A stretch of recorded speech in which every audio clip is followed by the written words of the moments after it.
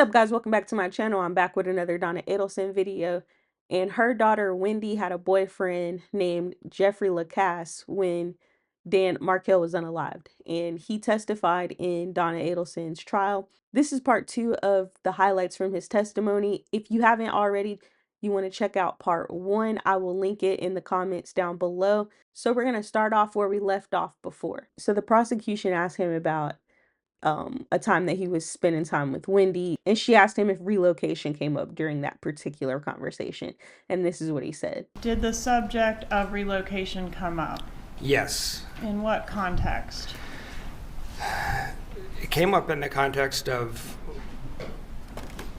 whenever Wendi got back from Miami, she was always very upset about the fact that the relocation had previously been denied. I mean, it had been legally denied, but she wasn't over it. It was a constant refrain about how much she hated Tallahassee. So we're talking about the future of our relationship, and I'm asking, are you going to be here? Because with the constant complaining about how hard it was on her parents to transport the kids and just the constant complaining, I was just thinking, is she even going to be here? Is it worth trying to push forward in the relationship?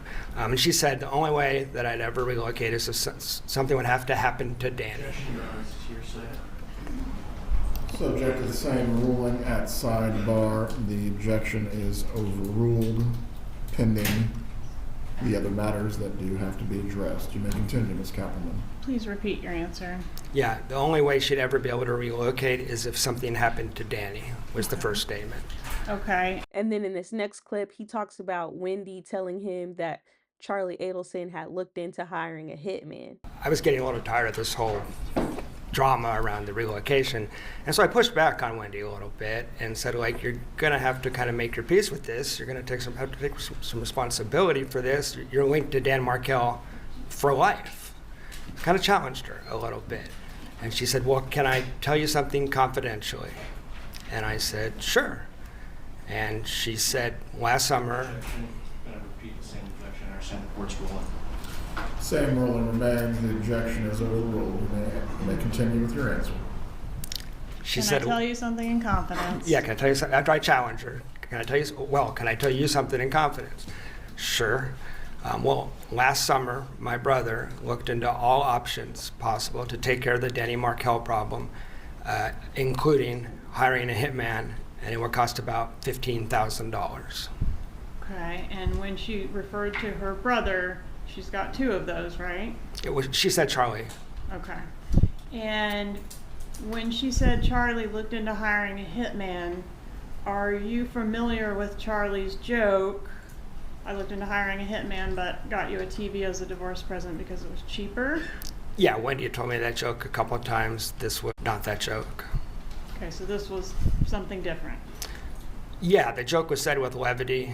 It's a dark joke, but well, this I found chilling. I found disturbing. It made my stomach flip. It kind of took me aback. It was, she was dead serious when she said this, and she'd asked to tell me in confidence, which you don't do before you tell a joke. So then in this next clip, he said that him and Wendi had went to yoga, and after yoga was over, she asked him a bunch of questions about what he'd be doing on Friday. I turned around, and she had a series of detailed questions about what I would be doing on Friday. I had a trip to Tennessee planned, and she wanted to know if I was going on that trip, and she wanted to know what route I would be taking. And if I didn't go on the trip, why wouldn't I go on the trip? And I answered the questions as best I could, but I was confused why, at that moment, she wanted to know the details of what I was doing on Friday when she expressly didn't want to spend time with me on Friday. Okay, and we now know that Dan Markel was murdered on Friday. Yes. Right? If you had taken the trip as planned, which is as you reported to Wendi that day, what would your route have been? I would have left my house at about 11 a.m., which Wendi knew. I'd related my plan to her earlier in the relationship. Needed to get to Atlanta for dinner and was worried about traffic and stuff like that. So I would have left at 11, and I would have driven down, I would have got to Capitol Circle in Thomasville, which is close enough to Danny's house that it kind of gave me the creeps. It was kind of weird. Yeah. Okay, so physically you're saying you might have been sort of consistent with where the killers, how the killers fled town. Yeah. So next he was showed an email that Wendi had sent to him. Is this the email she sent you after the yoga date? Yes. All right, so is she breaking up with you? Is that clear? No, she's asking, well, I consider based on our interaction, I thought this is over. I had told Wendy if she wanted to break up with me, she doesn't like confrontation, just send me an email or text. She sends me this, which strings everything out for another week. So she's not breaking up. Functionally, that's realistically, I'm not dumb. I'm thinking we're over. But she's asking for another week, which brings it to the 21st of July. And I was puzzled. I wondered what in the world is going to happen July 21st. But I just didn't respond because she asked for no contact. All right, so she wants to have no contact for a week. Right. So the prosecutors asked him to describe what the quote-unquote celebration dinner was, and this is what he said. Wendy and I reestablished phone contact about 10 days after the murder. She called me, and we had 3 or 4 phone calls. In one of them, she related that her and Charlie had gone to what Charlie called a celebration dinner, and at that dinner, Charlie said something to her. She didn't specify what it was, and she spontaneously vomited all over the table. In this next clip, he was asked if he was told that he was a suspect. Are you aware, sir, that you were suggested as a potential suspect in Yes. this murder? And then in this last clip that I'm going to show, they go through other things that made him appear to be the suspect. At some point, did you learn that the killers came to Tallahassee in June, not just in July? Yes, when the arrests were made and the documents were released, I learned that, yes. And did you put together some facts about your travel plans that day that could have potentially made you a suspect on that trip as well if the murder had happened as Yeah, planned? that Friday, I was scheduled to go to a business trip in Gainesville, leaving at 11 a.m. So 2 times in 2014, I leave town on a trip by myself in my car, and both times hitmen are in town trying to kill Danny Markel, once successfully, obviously. Are you familiar with the type of vehicle that was originally rented by the killers in June to make that June trip? I am. Okay. And was that significant to you? Yeah, this is long after this all happened. I'm learning this from court proceedings in 2016. But when I heard they rented a gray Altima initially, I had a 2004 Nissan Sentra.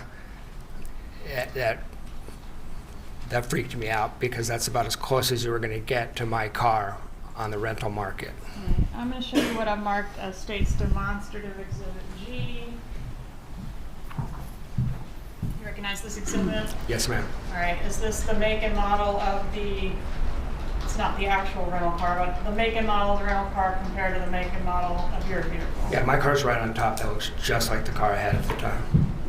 Permission to publish G, Your Honor? You may.